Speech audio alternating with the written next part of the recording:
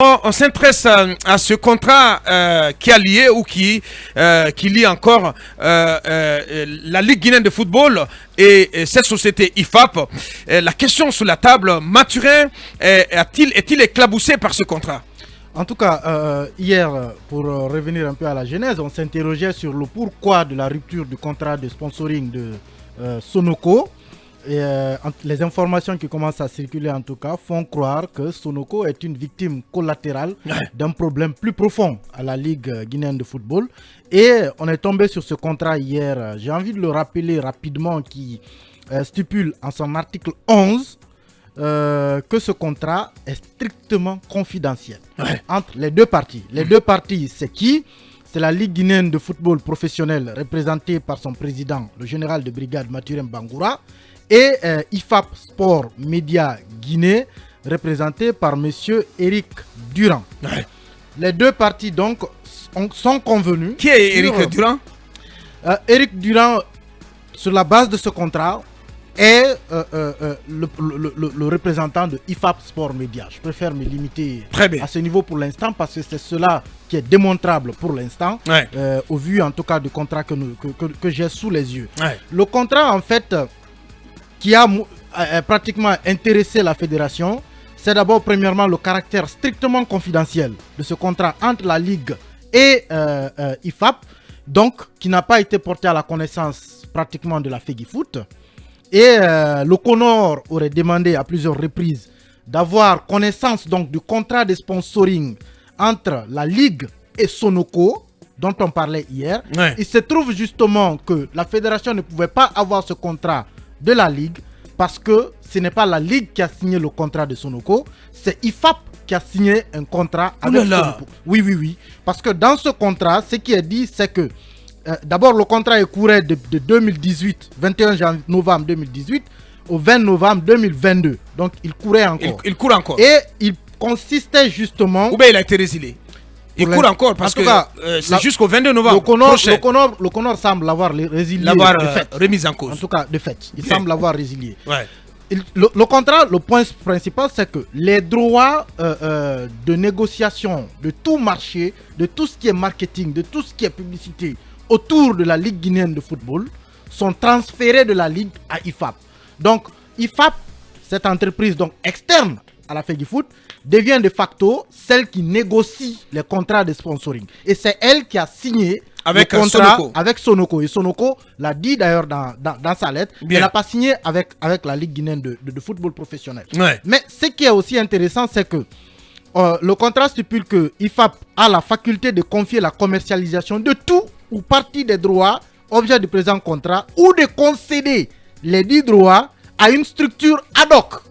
C'est-à-dire qu'au-delà d'avoir accepté, on va dire, pris l'exploitation des mains de la Ligue, IFAP a même la possibilité, lui aussi, de confier le même travail à une autre agence. C'est-à-dire, IFAP devient, on va dire, IFAP a la possibilité de recruter un sous-traitant pour lui qui est déjà sous-traitant au compte de la Ligue guinéenne de football. Et l'autre aspect, c'est un contrat de 8 pages, mais on va ressortir les points. Les points saillants. C'est que dans l'établissement des calendriers des rencontres de la Ligue, vous savez, l'année dernière par exemple, il y a eu beaucoup de perturbations dans les matchs. Le contrat stipule que IFAP a même le droit, il doit être concerté pour l'établissement des calendriers de la saison. Le calendrier des saisons. Ce qui finalement donne l'impression, est-ce que IFAP n'avait pas pris le contrôle de l'organisation des matchs de la Ligue guinéenne de football. La Ligue 1 et la Ligue 2. Justement. Et il y a un autre paragraphe qui stipule que la LGST, la Ligue guinéenne de football, prend toutes les dispositions nécessaires pour faciliter la réalisation des retransmissions, parce que ça c'est un point nodal, les retransmissions notamment et tout ce qui est branding, publicité. Mais on dit aussi qu'il a notamment, la Ligue a notamment l'obligation d'accepter dans la mesure du possible un changement de date ou d'horaire des matchs de la Ligue guinéenne de football si cela ne convient pas à IFAP. C'est-à-dire que si Horoya doit rencontrer Hafia et que cela ne convient pas à IFAP pour des raisons techniques, c'est possible, la Ligue prend sur elle la responsabilité de décaler le match pour justement tenir compte du calendrier de IFAP. Et il y a une autre ce qui est maintenant de ce que les parties gagnent, le contrat précise que... parce que c'est ce qui intéresse. Oui. C'est ce qui est surtout intéressant. Le contrat précise que IFAP reverse à la Ligue guinéenne de football 75% des redevances perçues sur les marchés publicitaires, branding, retransmission, tout ce qui est visuel autour des matchs de football. 75% donc tout ce qui est produit commercialisable des championnats Ligue 1 et Ligue 2. Justement. Donc au passage, IFAP empoche 25% des entrées de ces différents produits. De ces différents produits. Et enfin, l'autre article sur lequel je voulais venir, c'est que IFAP Sport Media s'engage aussi à adresser à la Ligue guinéenne de football, et c'est là où vous allez comprendre pourquoi le Conor est intervenu, à la LGFP, un relevé faisant apparaître les chiffres d'affaires bruts et nets réalisés au cours du trimestre concerné. En tout cas, chaque trimestre en quelque sorte. Mais ce qui est étonnant, c'est que le Conor, selon des sources, a demandé notamment à la Ligue guinéenne de football d'avoir des informations sur ces marchés publicitaires. Ils n'ont pas pu avoir accès aux différents contrats. Même pas au contrat de Sonoko et des autres acteurs qui ont signé avec IFAP. Parce que c'est IFAP. Donc il y avait tout un gros flou là-dessus. Il y avait un flou là-dessus. Et le on va essayer d'ailleurs de contacter le général Mathurin pour en savoir. C'est pas si Diaoné a tenté d'entrer en contact avec lui. On va essayer de vérifier cela très rapidement. Allez-y, on sait qu'il ne décroche pas. Si voilà, le général Mathurin est à l'écoute, qu'il veuille bien répondre à l'appel de Mirador. Allez-y. Et le Conor avait demandé également de savoir où vont les fonds payés par ces différentes entreprises qui ont décidé de sponsoriser le football. Là également, ce qui a été constaté, c'est que l'argent n'est pas versé dans les trésors, dans les caisses de la Ligue guinéenne de football, pas dans les caisses de la FEGIFOOT, mais dans les caisses de IFAP, qui ensuite rétrocède à la Ligue le montant qui lui revient. Mais là-dessus, vous pensez que ça c'est, sur la base, vous pensez que cela est anormal? Au vu, en tout cas, tant que les contrats... Je pense qu'au vu du contrat, puisque c'est qui négocie tous les marchés, qui veille sur eux. Au vu du contrat, cela ne représente pas en réalité une menace. Tout à fait. Mais ce que le Conor a constaté, c'est que les montants versés par les sponsors, et puisqu'on parle du cas de Sonoko par exemple, là-dessus, on en a eu confirmation avec une source au sein de Sonoko, c'est qu'à un moment, effectivement, ils se sont rendus compte que les montants qu'ils payaient semblaient ne pas être arrivé à la FEGIFOOT. À bonne destination. À bonne destination.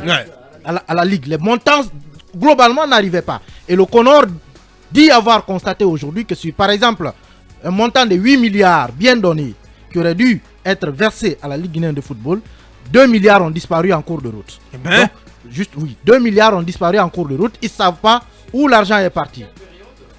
Sur la période du contrat. Sur la première année. Sur la période du contrat. Sur 8 milliards, 2 milliards ont disparu. Ils se demandent où sont partis ces 8 milliards. C'est 2 milliards. C'est 2 milliards, merci. Et l'autre problème qui a été soulevé également, c'est que Sonoko, évidemment, a la possibilité aujourd'hui d'intenter une action judiciaire. Mais contre qui? Contre IFAP. Pas directement, justement, contre IFAP. IFAP n'étant pas contre la LGFP. IFAP n'étant pas une structure directement reconnue par la FEGIFOOT, ça pose problème. Et la question justement, c'est de savoir également si Sonoko portait plainte et que l'on devrait par exemple décortiquer l'ensemble de ces versements.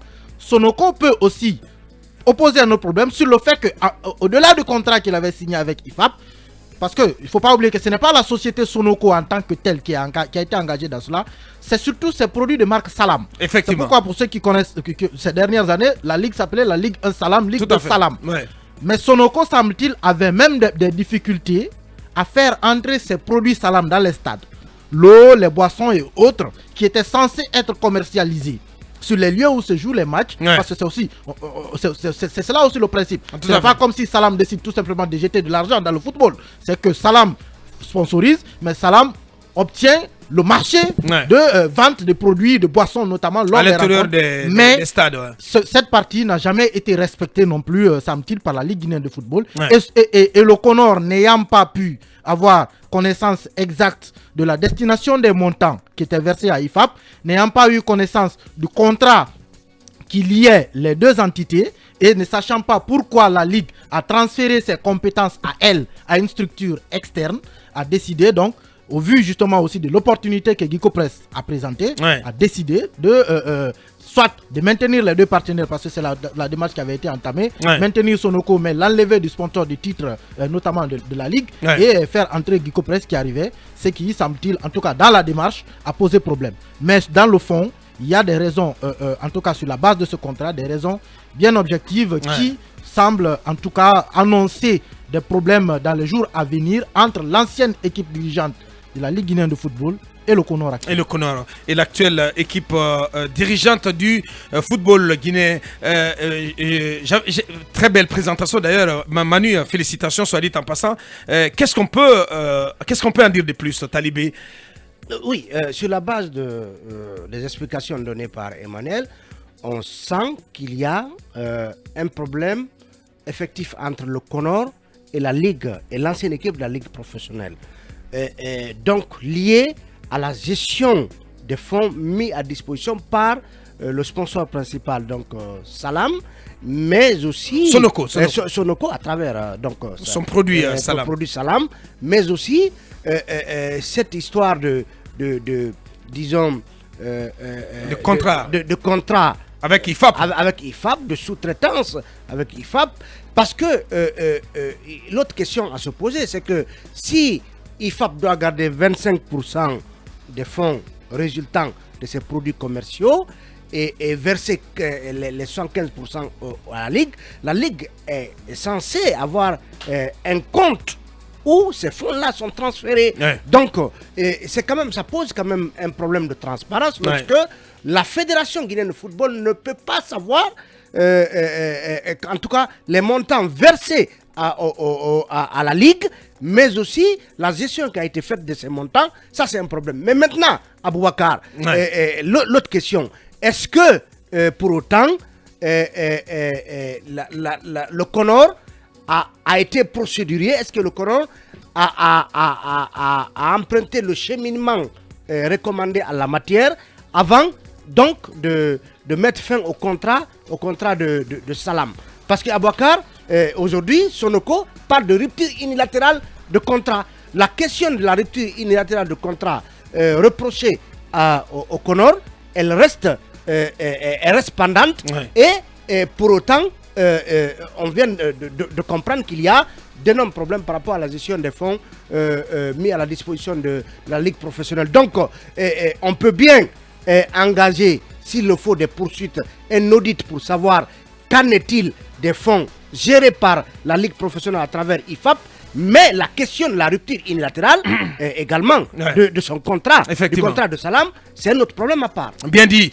On va en rester là pour aujourd'hui, sur cette actu chaude du côté de la Ligue guinéenne de football professionnel, en espérant, bien entendu, entendre plus d'explications de la part des membres, soit du général Mathurin lui-même ou d'autres membres de l'équipe sortante de la Ligue guinéenne de football professionnel.